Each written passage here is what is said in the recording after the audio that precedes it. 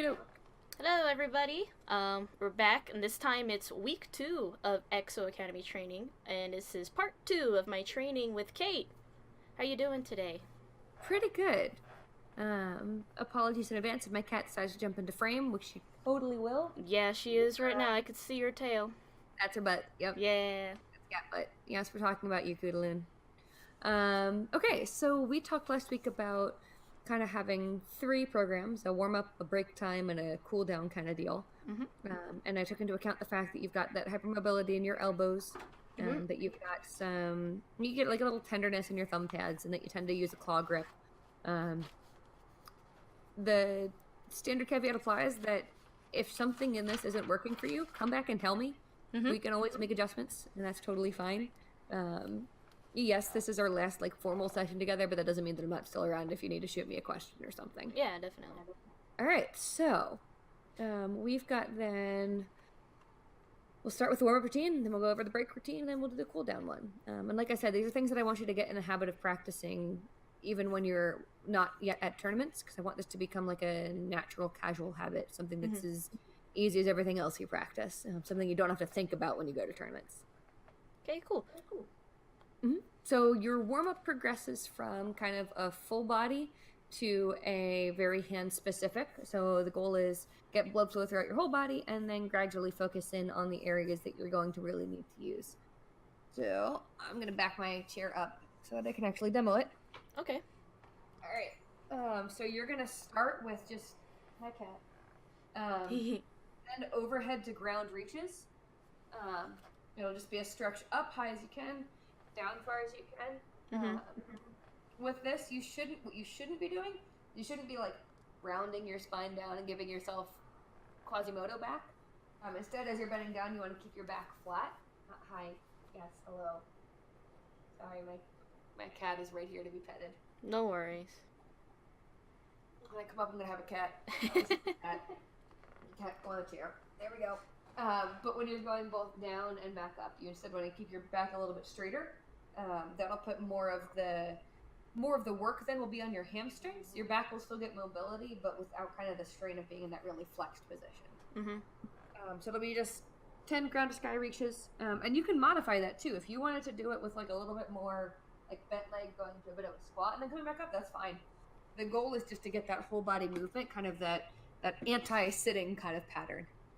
So you'll do 10 of those. Then you'll do 10 shoulder rolls backwards. For folks watching who also watched Wave 1, this might be familiar. Not surprisingly, there's going to be some overlap between this routine and the routines that I had for Bichan and Romanova. Then 10 shoulder rolls the other direction. Okay. Then we get kind of more specific, getting down towards the hands. So then you'll do 10 wrist rolls each direction. So just 10 loops out. And on any given day, your mobility might be a little bit different in your wrists. On some days you might be tighter. On some days you might be more relaxed. Go within whatever range of motion is available to you on that particular day. Your best on any particular day is going to vary, and that's fine. The point is to get things moving, not to get to the most extreme position possible, even if it hurts. Next one is you're going to do tendon glides. So you're just curling your fingers down, curling your fingers up. If you want to, you can do this with something in your hand. So you could do this with a pen in your fingers instead of just your fingers by themselves. I like to do fingers by themselves because it's easier for me, but your mileage may vary. Pick what works for you. And then you'll do just 10 hands open and closed, broad as you can get them. In particular, really focus on getting that thumb extended because your thenar eminence here, that's the best way to get you a little bit of mobility through there. Besides the stretch that I'm going to show you a little bit later. Because you're a claw player, I want to make sure that you're getting really good movement, especially through here and here. Okay. All right. So that's the warm-up routine. I don't anticipate it taking you more than 5 minutes. It's the kind of thing that even in a relatively packed kind of friendly station area, you should be able to certainly to do the shoulder rolls, the wrist rolls, the tendon glides, the hands open and close. In all likelihood, you'll be able to do the ground to sky reaches, just really getting your chest and back open a little bit more. What are you eating, Cat? Uh-oh. Okay, no, it's okay. It's a treat. Oh. She's okay to eat that. Oh, okay. The eternal dilemma of a pedant. What are you eating? What's in your mouth? What's in your mouth? Eternal dread. So that's the warm-up routine. Break routine is even shorter because break routine should be no more than 2 minutes, something you can easily, quickly do between sets. So the first one is just a standing spinal twist. So again, you might notice that the first thing I have you do is very much the opposite of a sitting position. That's because over time, that sitting posture, we tend to sink into it more, and I want to make your muscles back up. So you're just doing a really easy twist, so crossing at the legs, down to the side. You're just doing that for 30 seconds. So it's a cross and a twist.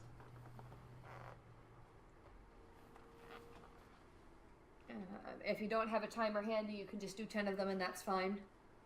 Or count to 30 seconds. I'm fairly certain you can count to 30. Most of us can. Then you're gonna have a stretch as well. You're gonna grip you're gonna bias your thumb specifically for this stretch.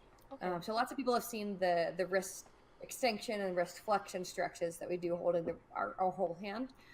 You can also bias individual fingers. So if you're say a claw player and you might have more tightness here and here, you could do that stretch specifically biasing your thumb, holding onto your thumb more to get more of a stretch through that particular portion. You could do that with your pointer finger, depending on if that's what's feeling tightest for you. Which basically, whatever's feeling tightest, that's what I want you to bias. I made the assumption that it would probably be either your pointer or your thumb. Your mind legs may vary. So you'll do 30 seconds of hold like this.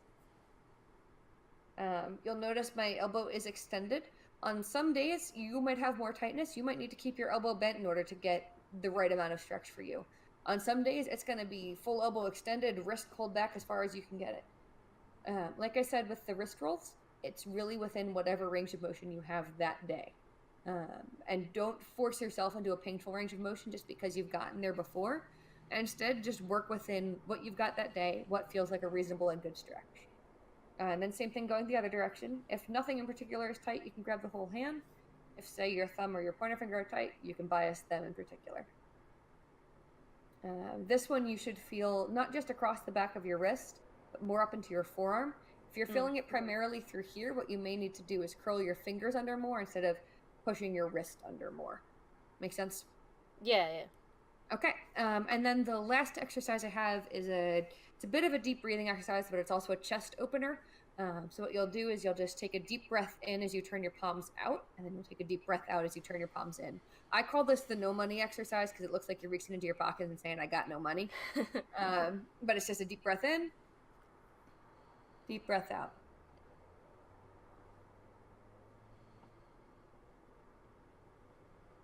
And this is really good for especially when you're like in a high stress competition, and you basically need to keep that amount of stress, that amount of arousal under control. Stress is useful. Certain types and certain amounts of stress are good. That doesn't mean that you should let them get out of your control, though. That's when they become unhelpful and unuseful. All right. So that's your break exercises.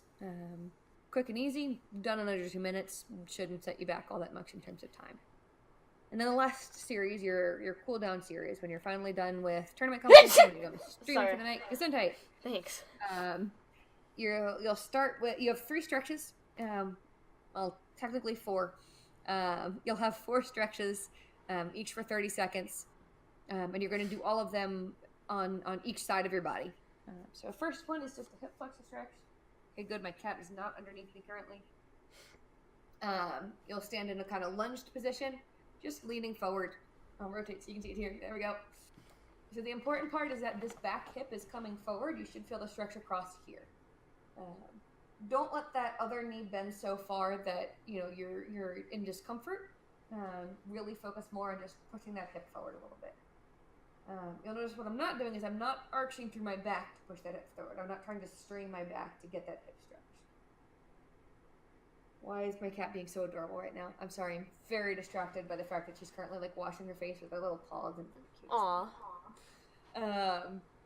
So 30 seconds on each side for this stretch.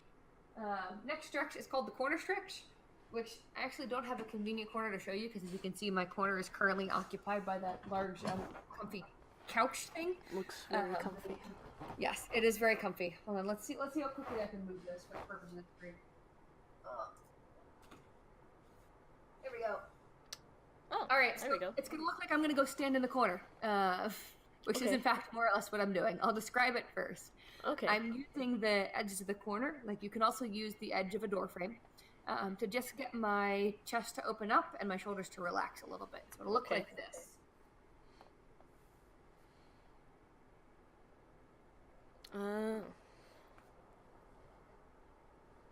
Okay. So like your other stretches, you're just going to hold that for 30 seconds. Make sure you keep breathing while you're holding that stretch. People do a surprising amount of holding their breath when they're doing something that requires exertion. And just like with the other stretches, go within what range you have that day. And then the last stretch you'll do is just a thumb extension stretch, just to get things relaxed here a little bit. I'll hold my hand up so you can see it, but I'd rather when you do the stretch that you have your hands supported so you're fully relaxed. And you'll just take your thumb here. You can either use your fingers to kind of push apart this area, or you can kind of just anchor your hand, rest it somewhere, and pull back with the other hand. This you should feel across that thenar eminence, that same spot I mentioned before, and at the base of your thumb in kind of that web space here. And again, especially for claw players, that's something that you want to be able to relax afterwards. I have very hyperflexible thumbs. You may also have hitchhiker's thumbs like I do. For that reason, I'm not just gripping from the tip of my thumb, but also from this space here. So I'm pulling back with the whole thumb as opposed to just the most distal, furthest out portion of it, because that would put me at risk of injuring myself if I pulled from just that end. And of course, you want to do both hands. Keep it equal, keep it relaxed. But those are your series. Any questions about those? Any concerns? Any things you want to potentially talk about changing up?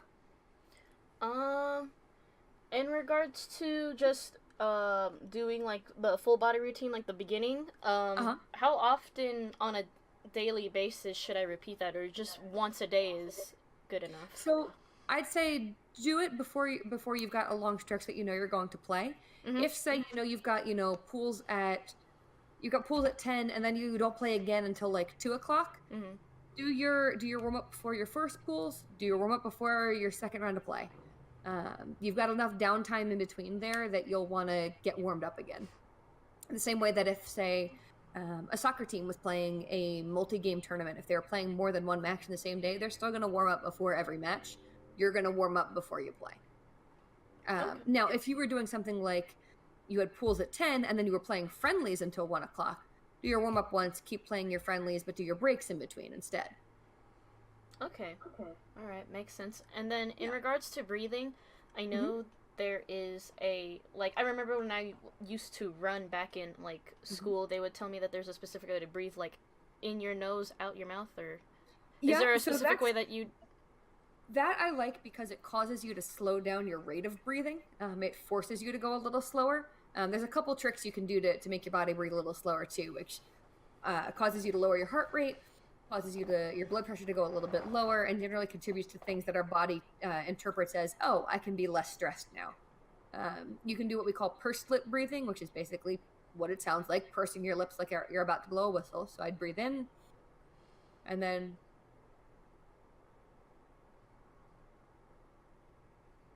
and then it takes forever to blow the air out, which causes you to go much slower. In a tournament setting, that might be a little too slow for you. So just in through your nose, out through your mouth is fine. If you're finding you've got a stuffy nose, don't worry about it. In through your mouth, out through your mouth is also fine. The thing you really want to focus on is expanding your whole lungs. So not just lifting up through your shoulders, but also expanding your lower rib cage. So breathing down into your belly as well. Okay. Cool. I'll keep that in mind. Yeah, because I know that breathing's also important about it that. is. I remember being told by one of my Tekken friends locally when I was playing. He's just like, yeah, just don't forget to breathe was one of the biggest things. Don't forget to breathe, yeah. You'd think that, for something that's utterly essential to our survival, we'd be better at remembering to do it. When we're stressed, when we're focusing on something else, we all go to that really short, shallow breath pattern because there's so many other things we're also focusing on. So if you can make this a habit, if you can give yourself that reset of, oh, this is how I breathe again, Mm-hmm. it becomes easier and more natural for your body to stick with that, even when there are other stressful things going on. Okay. Cool. And then with the corner wall thing, Mm-hmm. it sounds weird, but I mean, like, if other players have done it already too, where would be your Where would be my best spot to go in a venue to do that? So if you're in a venue, if you're anywhere that has a corner, and even if it's like an outside corner, so there's not two walls facing each other, but two walls turning away from each other, Mm-hmm. you can do one arm at a time. So you can just lean one arm, get the stretch, and then switch arms, lean the other arm, get the stretch. You can also use a door frame, particularly if you're in a venue with limited door entry space, like if they've blocked off some of the doors as, you can't go through here. You could totally stretch at them still. You're not walking through that door. I make no guarantees about what security will or won't think about you leaning on the door frame, but you could do that.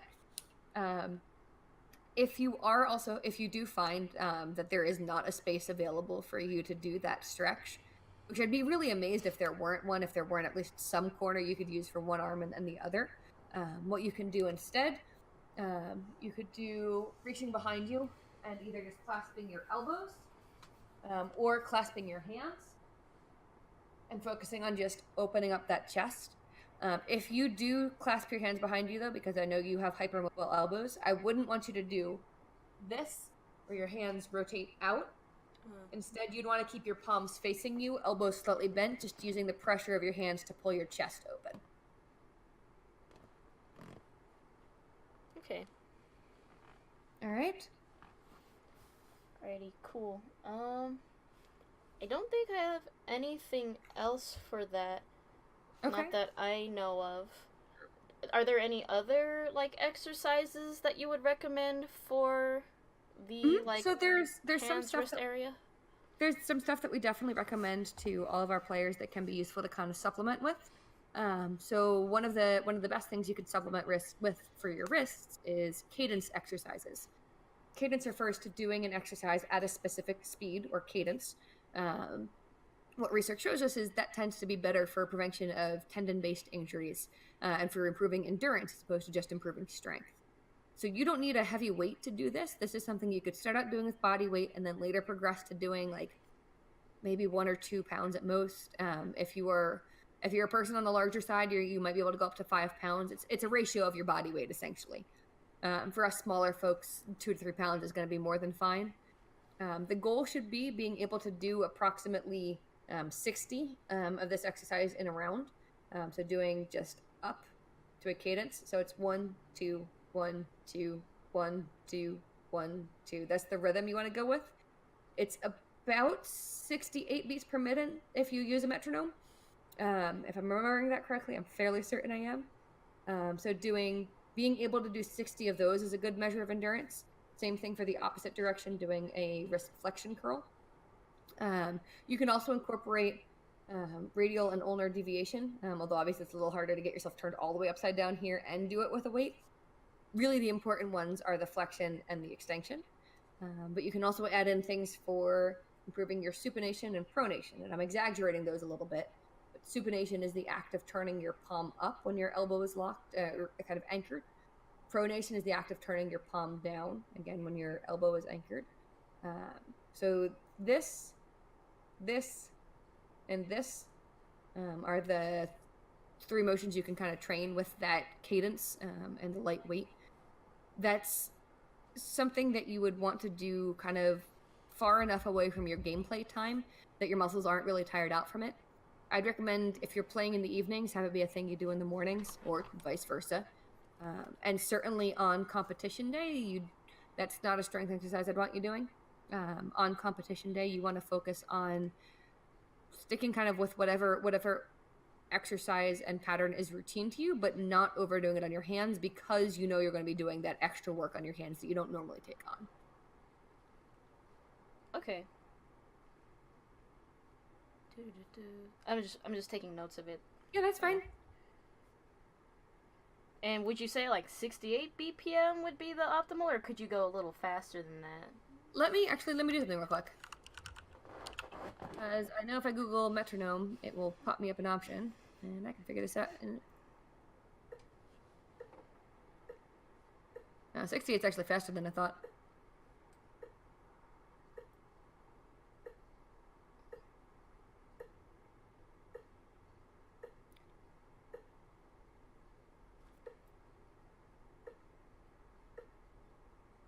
More like 54. 54 beats per minute would be the pace I recommend, partly because it's not just about your ability to move through the range of motion, although that's important. When it comes to the time you spend playing, you need to be able to maintain a stable position for a long period of time. So you want this to be an exercise that you do slowly, not quickly. This is about endurance, not raw power. Okay.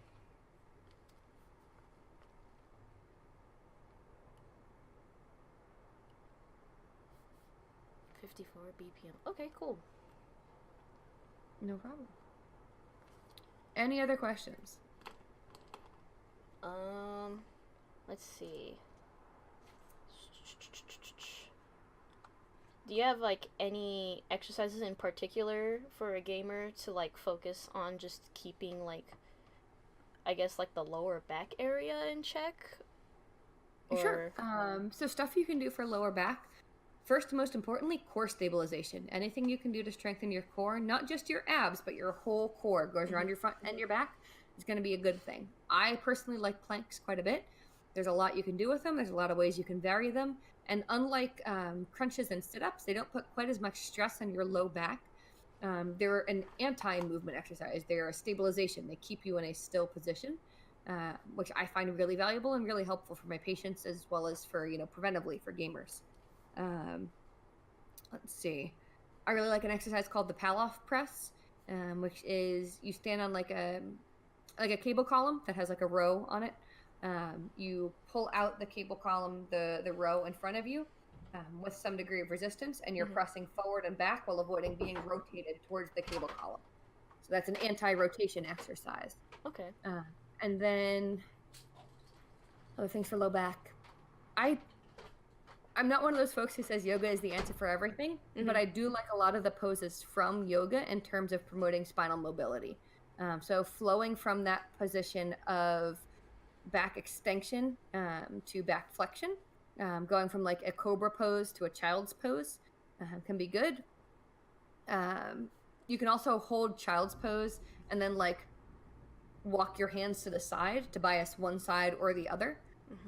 That feels really, really nice on. I've also called your quadratus lumborum. It's a big rectangle at the base of your spine.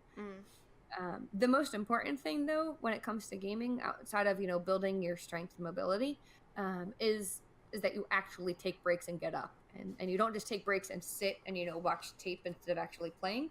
It's that you take breaks and you move. It's you take breaks and you put your back in a different position. Okay. All right. Cool. Appreciate that information. Happy to help. Feel free to shoot you messages anytime you like. Oh yeah, definitely. All right. Other than that, I know your main focus is based on like physical therapy and fitness, but I know going along with having a good physical health goes along with like what to eat. So yeah, in regards to diet, especially on competition day, I got the routine for what to do on competition day, but in regards to what your recommendations would be for eating on that day of, what would you suggest? So I'm gonna use the rule that one of my soccer players I used to coach. So I phrased it a lot more complicated than she did. Her simple phrasing of it was no pigs, no cows, no donuts. By that she meant avoid things that are heavy, things that are greasy, and things that are fried. Now, at most tournaments, that is the easiest thing available to you, unfortunately. Yeah. So if that's all you got, then you eat what you have available to you.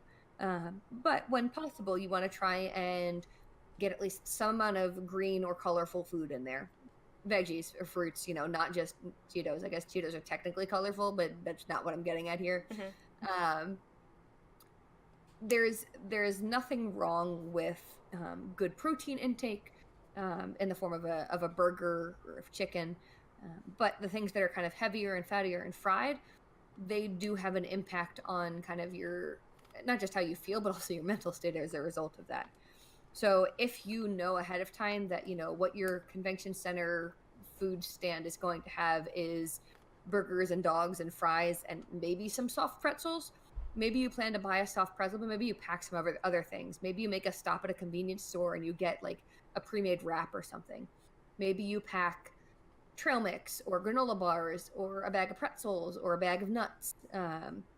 Something that you know you can munch on that will give you basically enough fuel to be able to leave, find something a little bit more than just burgers and dogs, and come back. And don't get me wrong, I'm not hating on burgers and dogs, but when it comes to competition day, that can weigh you down a little bit, literally and figuratively.